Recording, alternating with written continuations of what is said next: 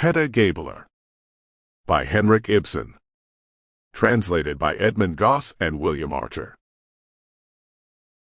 Introduction. From Munich, on June 29, 1890, Ibsen wrote to the Swedish poet, Count Karl Soilsky, "Our intention has all along been to spend the summer in the Tyrol again.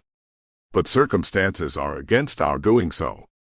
I am at present engaged upon a new dramatic work, which for several reasons has made very slow progress, and I do not leave Munich until I can take with me the completed first draft. There is little or no prospect of my being able to complete it in July." Ibsen did not leave Munich at all that season. On October 30th he wrote, "At present I am utterly engrossed in a new play. Not one leisure hour have I had for several months." 3 weeks later, November 20th, he wrote to his French translator, Count Prozor, "My new play is finished. The manuscript went off to Copenhagen the day before yesterday." It produces a curious feeling of emptiness to be thus suddenly separated from a work which has occupied one's time and thoughts for several months, to the exclusion of all else. But it is a good thing, too, to have done with it. The constant intercourse with the fictitious personages was beginning to make me quite nervous. To the same correspondent he wrote on December 4th, "The title of the play is Hedda Gabler. My intention in giving it this name was to indicate that Hedda, as a personality, is to be regarded rather as her father's daughter than as her husband's wife. It was not my desire to deal in this play with so-called problems.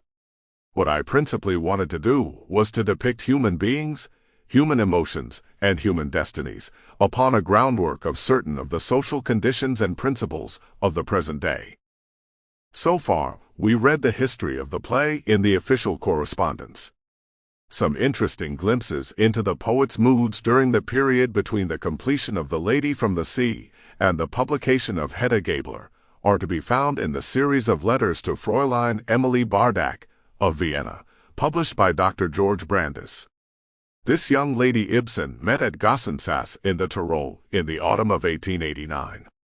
The record of their brief friendship belongs to the history of the master builder rather than to that of Hedda Gabler, but the allusions to his work in his letters to her during the winter of 1889 demand some examination. So early as October 7, 1889, he writes to her, "A new poem begins to dawn in me. I will execute it this winter and try to transfer to it the bright atmosphere of the summer. But I feel that it will end in sadness, such is my nature." Was this dawning poem Hedda Gabler?